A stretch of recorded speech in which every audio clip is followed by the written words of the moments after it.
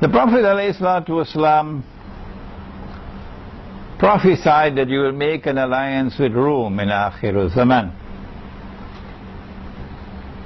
But the Hadith also speaks about war with Rome, and that they'll attack you under 80 flags and 1/3 of the army will run away and Allah will never forgive them, and 1/3 of the army would be killed and they'll be shuhada, the best shuhada, and the last 1/3 will be victorious against Rome. And we are puzzled. How can we make an alliance with the people who are going to fight against us? That's the question. In answer to that question, I want to point out that Rome began as a city in Italy, the city of Rome, which was a pagan city, which worshipped idols and Greek gods and goddesses. That was Rome. Today that Rome is Western European Christians. That Rome has the Roman Catholic Church and the Protestant Church. Today that Rome has the NATO alliance. Today that Rome is modern Western civilization from its pagan origins. And then when Christianity came to Rome, an emperor emerged whose name was Constantine. And he took Rome out of Rome and established the city that came to be known as Constantinople. And this became the second Rome. This second Rome was otherwise known as the Byzantine Empire. And it was in rivalry with the Persian Empire.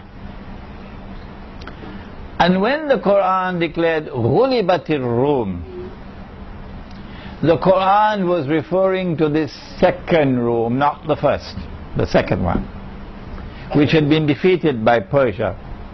But the tables will soon turn, says the Quran, in a few years, bid'a sinin. And the Byzantine Empire will defeat the Persians, and that's what happened. So when the Quran used the word Rome, it was referring to Rome number 2, or Byzantium. And when the Ottoman Sultan Muhammad Fatih conquered Constantinople in 1456, I believe, almost 600 years ago, then Rome left Constantinople, and Rome is now located in Russia. It is not for us Muslims to decide where Rome is today. How foolish of us. It is they, the Orthodox Christians, the Eastern Orthodox Christians, they are the ones who have to answer the question, where is Rome today? Not us. And their answer, and the Patriarch says, it is Moscow. And so we have 3 Rome. The first Rome, which today has NATO and Western civilization, and is waging war on Islam on Israel's behalf. And we have the second Rome, which was Byzantium, and we have the third Rome, which is now in Moscow. And the Prophet ﷺ speaks about an alliance with Rome. My opinion is, he's not talking about NATO. No. He cannot be talking about NATO and the West. and United States and Britain and France and so on. What nonsense!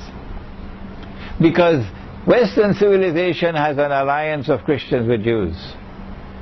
And in the Quran, in Surah Al-Ma'idah, Allah prohibits us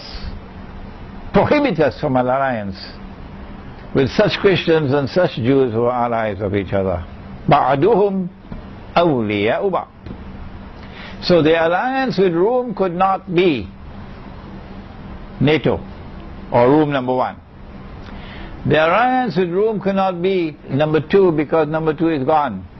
It's gone. Istanbul is now a Muslim city. The alliance with Rome, in my opinion, has to be number 3, Moscow and Eastern Europe. And I want to suggest to you that the attack from Rome is not from Russia. And that attack is coming, and it is from NATO. And they'll come with under 80 flags. It's the alliance with which they have attacked Afghanistan. And they're now preparing to attack Syria, and to attack Iran, and to attack Pakistan, and to attack Egypt. And Russia is not preparing to launch those wars. That malhama. It is NATO which is preparing to launch that malhama under 80 flags.